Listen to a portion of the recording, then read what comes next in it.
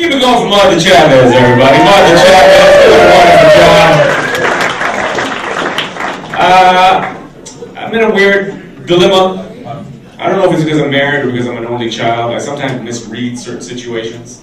Like I'm trying to figure out whether my wife is trying to emasculate me or if she's really trying to help me. Perfect example is she dressed me. I didn't particularly want to look like a slightly overweight metrosexual terrorist on purpose. I didn't want people to see me walking on the plane and go, "Oh my God, he's gonna blow up the plane!" But not blow up the plane as it blow it up. It's like, "Oh my God, this plane needs an accent wall." Oh my God. I love what they've done with the seats. Very late 70s Pan American. I love it. Let's blow this bitch up.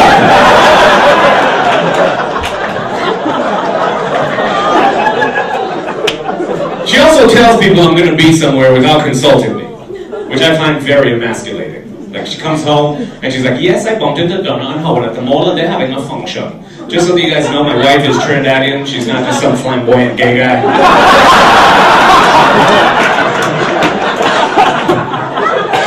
She's like, "Yes, they're having a function." I said, "You would be there." "I can't go," but I said, "You would be there because you have to represent our team." Now I go. Because I'm scared of my wife. She's Trinidadian. But the weird thing about the whole situation, she doesn't tell me where I'm going. She just dresses me and sends me. And the weird part of that equation is she sends me to a murder mystery party without telling me. Now, I'm a black dude. I don't particularly like my violence planned out for me. So it would have been helpful in advance to know exactly where I was going, right? When I show up, I've got a blazer on, shirt, no tie, casual slacks, and sneakers because I gotta keep it gangster. That's just how I roll.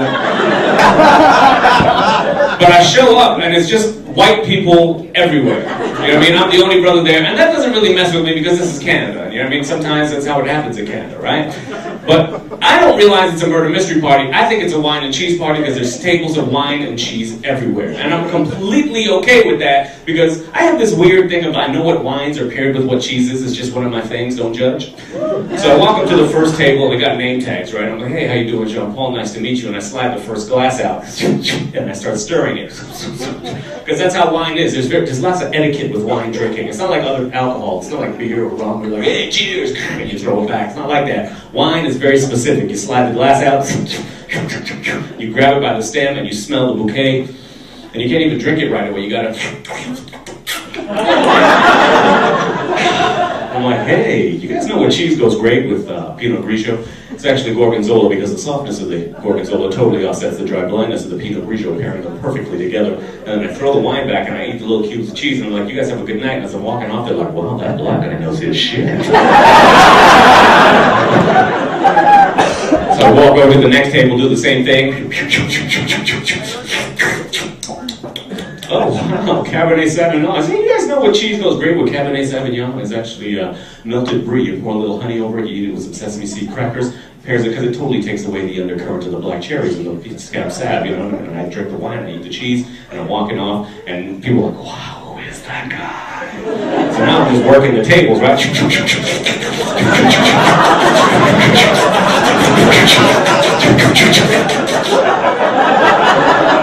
But what I didn't realize by the time I hit the 8th table, that when you and chase it with little cubes of cheese, that the cheese does nothing to stop you from getting hammered. So now I'm just making stuff up. So I'm making my way to the next table. Just making stuff up like, "You guys know what cheese goes great with white Zinfandel? It's Kraft slices, baby." Get a little plastic back on it.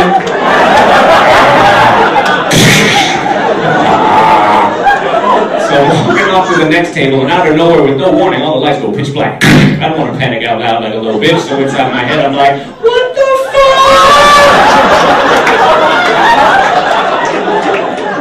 Right after that, a gunshot, a woman screamed, "Ah!" I don't want to panic out loud like a little bitch. I'm down there, I'm like, "What the fuck?"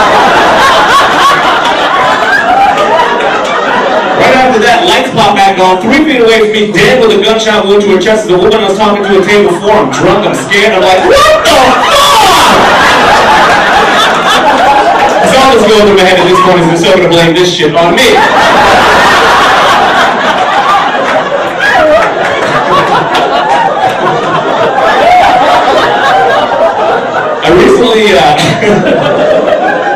I recently got the opportunity to go to Israel, which was really cool. I don't know how many people have ever been to Israel, but if you ever get a chance to go, please go. Don't let the stuff in the media fool you. It's actually a beautiful place. I had a blast. I know, wrong choice of words. But I really did. I had an awesome time, and I really think everybody should take a trip over. But I want to go back because I only got to see Tel Aviv and Israel and Jerusalem. Those are the only two places I got to see. And the weird thing is, even though they're only 45 minutes away from each other, they couldn't be more different if they tried. Like, Jerusalem is exactly what you think it would be. You know, it's got that total vibe of